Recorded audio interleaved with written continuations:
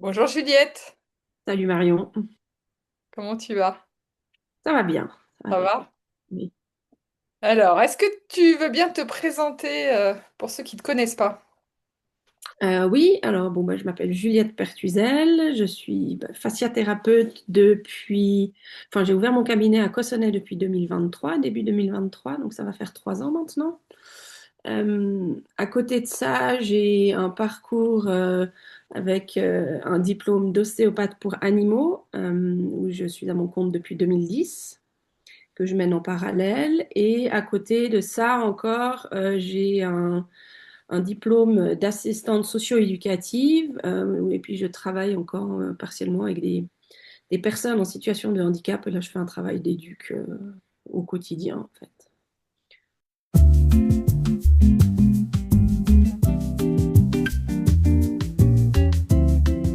Je me suis rendu compte en faisant un gros suivi avec une personne de mon entourage, euh, de tout ce que ça apportait, que ce soit sur les effets secondaires des chimiothérapies, sur la gestion de, de cette situation, en fait, qui est quand même, enfin, Hmm. c'est un coup près hein, qui tombe pour ces gens avec un avant, un après. Et puis, ouais, les aider aussi à, comment dire, à, à se préparer, en fait, à faire face et puis à récupérer un peu de contrôle sur leur vie. Parce qu'il y a beaucoup de personnes que j'ai suivies qui me disent, justement, c'est ce côté, ils sont complètement démunis face à toute l'ampleur de Hmm. la montagne, en fait, qu'ils ont en face d'eux à gravir. Et puis l'impression de ne plus avoir aucun choix, aucun contrôle. Hmm. C'est intéressant de les amener à retrouver de la décision pour eux, pour leur corps, pour ce qu'ils ont envie au final, tout simplement. Hmm. Certains, enfin, j'ai une personne, elle a décidé de pas faire de chimio du tout. Et puis, il faut se battre là contre aussi, parce que c'est hors protocole. Et dès qu'on est hors protocole, ça devient compliqué. Et parce que on sort un peu du lot. Et puis, c'est mais c'est intéressant en fait, parce que ces gens, du coup, ils arrivent à se faire entendre et puis à travailler au final avec les médecins euh, pour eux-mêmes en fait, et puis plus être Hmm. juste un objet. Ouais, donc, dans ce que j'entends, c'est qu'en fait, il y a plusieurs dimensions. Il y a l'accompagnement physique, Oui, émotionnel, et surtout dans tout ça, reprendre du pouvoir dans sa trajectoire, ses décisions, être soutenu en fait. T'es une aidante multidimensionnelle, quoi. oui, oui, et puis il y a vraiment ce côté où ils ont plus l'impression de ne plus être qu'une maladie et de n'être qu'une maladie en fait, C'est ça. de ne plus être une personne malade. Hmm. Et ils ont un peu l'impression d'être broyés par la machine oncologique, on va dire ça comme ça. Hmm. Il faut évidemment des traitements, il faut des protocoles, parce qu'on ne peut pas juste faire de la petite cuisine, sa petite tambouille dans sa cuisine. Ça, évidemment, on ne peut pas.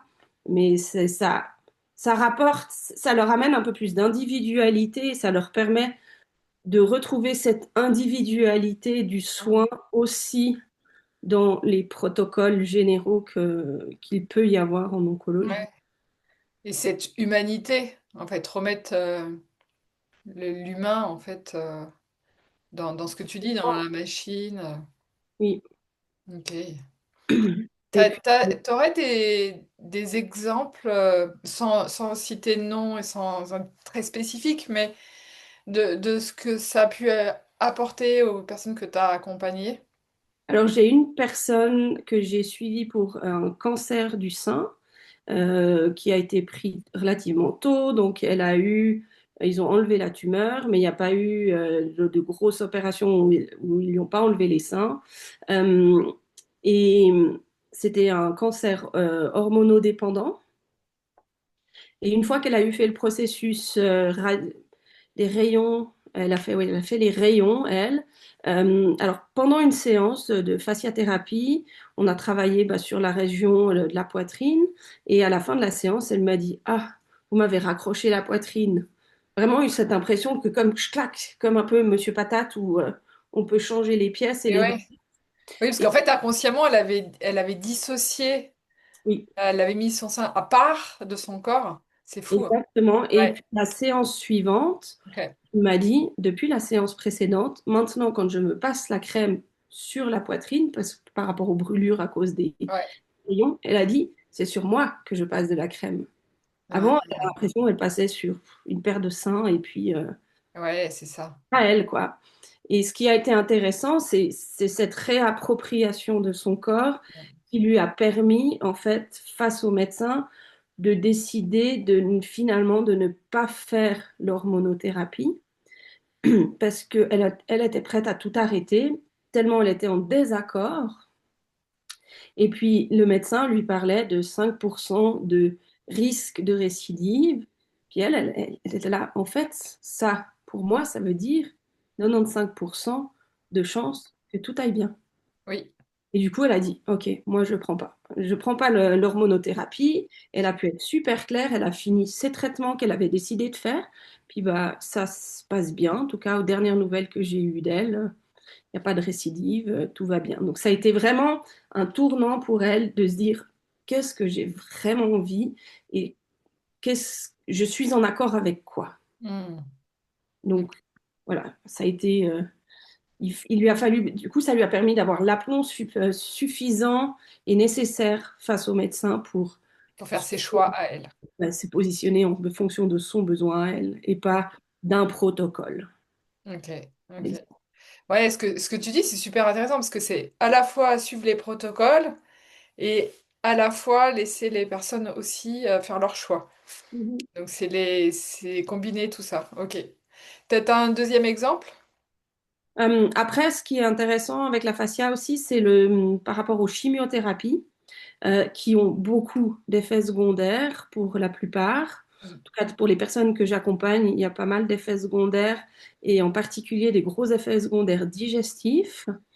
Et là, je me suis rendu compte que en faisant un traitement de fascia le jour de la chimio, parce que plusieurs personnes m'ont rapporté que, en fait, au final, c'est 2 jours après que c'est le pire au niveau des symptômes. Et on s'est rendu compte, avec cette dame en particulier que je suis depuis un long moment maintenant, que en faisant un traitement de fasciathérapie le jour de la chimio, ses effets secondaires à elle étaient diminués de 50 à 80%. Ok, super. Hum, Ouais, c'était vraiment le jour et la nuit, hein, la différence, avec une meilleure qualité de vie aussi. Euh, Parce que voilà, c'est sûr que quand ça nous provoque des diarrhées chroniques, bah, la vie à l'extérieur, elle est plus tellement possible, hein. Ouais. Donc voilà, et en même temps, réapprendre à percevoir son corps, parce que forcément, quand on a eu mal quelque part, dès qu'on a une douleur dans la zone, Hmm. bah, il y a tous les warnings qui s'allument et c'est la panique, le mode panique qui se met en route et il n'y a plus de capacité, si on a eu un problème au niveau digestif, par exemple un cancer digestif, de Ouais. se dire, OK, est-ce que j'ai des crampes parce que je fais une petite colique? Est-ce que je suis constipée? Est-ce que, bah, à l'inverse, j'ai chopé un virus, une gastroentérite, du coup, bah, ça me donne la diarrhée? Est-ce que c'est des angoisses, le stress? Si par exemple il y a des examens qui arrivent, ça stresse beaucoup les gens que moi j'accompagne. Euh, et puis vraiment réapprendre à se dire, OK, mais c'est où et c'est quoi dans mon corps? Et au niveau émotionnel, je suis dans quel état? Aller Hmm. checker ça permet bah, de prendre juste le recul nécessaire pour se dire, ah ouais, non, en fait, c'est peut-être pas une récidive. Parce qu'il y a Hmm. beaucoup cette peur, genre, oh, si ça recommence, qu'est-ce que Bien c'est? sûr. J'ai Eh pas oui. envie. Et puis vraiment, pouvoir, ouais, prendre le petit zoom arrière, le petit recul nécessaire pour retrouver cette capacité d'analyse de ce qui se passe en fait chez soi. Hmm. Corps, mais pas que physique, donc les émotions aussi, parce que c'est Ouais. beaucoup. Reprendre confiance en soi. Oui, C'est ouais. ouais, en ses perceptions. Oui, dans ses perceptions corporelles, émotionnelles. Ok. Oui, oui, mais c'est intéressant. Et puis aussi les accompagnements, on va dire un peu en amont, donc juste avant ou au moment du diagnostic, Et permet oui. aussi. Moi, j'ai accompagné quelqu'un comme ça. Vraiment, là, elle est venue juste au tout début. Je ne me souviens plus si elle venait d'avoir le diagnostic ou si elle avait commencé les examens et elle soupçonnait ça. Oui. Euh, Là, je me souviens plus comme ça de tête. Euh, mais ça a été très intéressant de voir comment elle a pu trouver une verticalité et aller à ces rendez-vous et vraiment pouvoir poser les questions, pour pouvoir demander de répéter si on ne comprend pas les choses, parce que souvent, beaucoup de personnes ne comprennent pas forcément le jargon médical. Et si le médecin ne fait pas attention, et qu'il y a des mots de jargon médical qui sortent et que les gens ne demandent pas, bah, ils ne peuvent pas comprendre. Mais si Mm. le médecin, on lui dit pas, je ne comprends pas, il ne peut pas adapter autrement son langage. Et là, du coup, c'était très intéressant de voir cette posture qu'elle a pu prendre, cette personne, pour vraiment comprendre, avoir tous les tenants et aboutissants, pour finalement prendre les décisions et de dire, OK, ça je veux, là j'y vais, et puis d'y aller vraiment. Avec tout son être, en fait, j'ai envie de dire, et vraiment entièrement, ce qui fait que je pense, et on peut observer que c'est mieux vécu, parce qu'on est en accord et on y va. Et on n'est pas en train de se faire traîner, et puis par la peau du dos, pour dire, allez, non, vas-y, parce que sinon, la finalité, c'est la mort. Et ben après, moi, j'ai accompagné encore personne comme ça, mais il y a des personnes qui décident de ne rien faire, et puis on pourrait aussi les accompagner dans Mm. juste, ok, on fait peut-être juste le palliatif oncologique, et on Ouais, y bon, moi, j'ai pas encore eu ce genre de... aussi, ouais. Mais de ce que tu me racontes de cette histoire, ce qui m'est venu, c'est, bah, en fait, la personne, elle est moins en état de sidération, parce que avec la fasciathérapie, tu l'as accompagnée pour se remettre en mouvement, en fin de compte, et dans le mouvement dans le corps, dans le Mhm. mouvement, du coup, dans la pensée. C'est aussi pour ça qu'elle a pris ce recul-là, alors que la plupart des personnes sont en état de sidération avec le diagnostic. Et c'est aussi pour ça qu'ils posent pas de questions. C'est parce qu'en fait, ils n'y arrivent pas, hein. Ils peuvent pas, ils doivent déjà juste encaisser l'information. Ça. Ben justement, ils encaissent, le corps est en sidération, et puis du coup, c'est compliqué. Donc, ce que je vois, et tu vois, c'est super que tu me dis ça, parce que j'avais pas ce recul-là, j'avais pas compris ça. Mais le fait que tu sois au moment du diagnostic, les séances de fasciathérapie, voilà, permettent de développer cette perception corporelle, ce mouvement interne, et du coup d'être libre au niveau de l'esprit pour faire ses choix, poser les questions et tout. Donc, Après, oui, au final, c'était super intéressant, hein. à n'importe quel moment du processus, Oui, euh, les gens retrouvent ça, en fait, en se ouais. réveillant. Euh, Mais et puis c'est aussi intéressant, même ces personnes, bah là, cette personne-là, euh, que j'ai vue dès le tout début, bah, quand il y avait des gros rendez-vous avec des prises de décision, et ben, on a fait toujours une séance avant pour Mm. justement la réancrer, qu'elle soit bien dans son corps, bien dans ses pensées, bien dans ses émotions, pour aller là-bas et puis être droite et vraiment pouvoir penser et réfléchir avec et non pas juste subir. Donc Mm. ça se fait des réajustements en cours et on refait, on axe, enfin moi j'ai axé mes séances justement quand il y avait ces grands rendez-vous, bah, là autour en fait, Ouais. retrouver la stabilité, la confiance, les bases en fait, comme si on se remettait, elle se remettait, ça lui permettait de se remettre en fait sur ses fondations. Mm. Voilà. Waouh, Euh, Après, ça n'empêche pas que après les rendez-vous, les personnes, elles peuvent, ça peut lâcher et puis bien sûr. c'est super compliqué. Et puis j'ai une dame, elle me disait, mais je comprends pas. Pourtant là-bas, je dis ouais, mais c'est parce que vous avez géré là-bas que maintenant ça lâche et que Mm.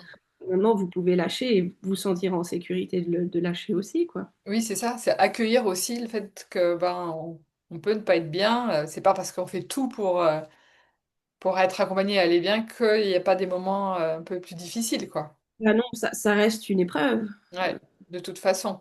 Et une personne, elle m'a dit, c'est un marathon, je vais le gagner, mais Ouais. ça reste quand même un marathon. Mm. Donc, Ouais, super. T'as autre chose à nous à rajouter? Hmm, qu'est-ce que je pourrais rajouter qui me vient là? Peut-être si tu as quelque chose à dire directement en fait aux gens qui traversent une épreuve pareille. Alors, bah, ça vaut déjà vraiment la peine d'aller voir des thérapeutes qui travaillent justement donc en fasciathérapie, par exemple, mais il y a d'autres thérapeutes qui peuvent leur parler des thérapies, je pense, qui vraiment font le lien corps-esprit, corps-émotion, parce que bah, on n'est pas juste un cerveau, juste des émotions et juste un corps. Euh, L'un sans l'autre, il n'y a rien qui vit. Donc, Hmm. obligé, je pense, pour vraiment être, on va dire, entier, j'ai envie de dire ça comme ça, prendre soin de tout. Euh, Évidemment que ça ne remplace pas un suivi oncologique, hein.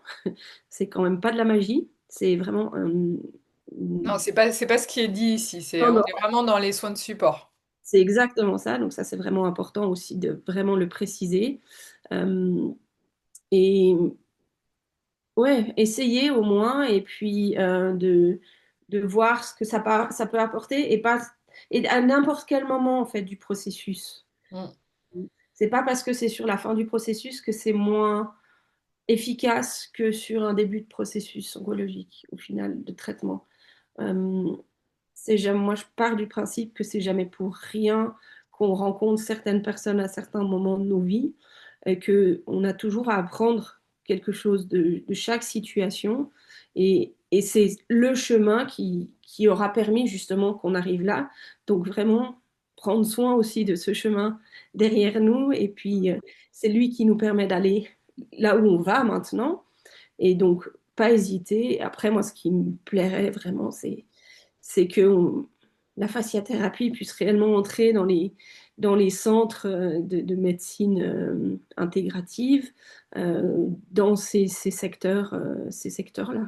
Hmm, hmm. Ouais, il y en a, mais ça reste pour Ouais, l'instant très léger, quoi. c'est ça, mais Ouais. ça, franchement, ce serait vraiment top. C'est ton rêve, c'est ton dream. Voilà. C'est le dream de Juliette. Voilà. Ouais, j'aimerais vraiment bien, Ok. ça serait bénéfique pour tout. Ouais, bah c'est sûr, hein. Ok. Bon, ben je te remercie, Juliette. C'était pour ton partage, c'est hyper intéressant, hein. Avec plaisir. Puis à bientôt. À bientôt, oui. Ciao.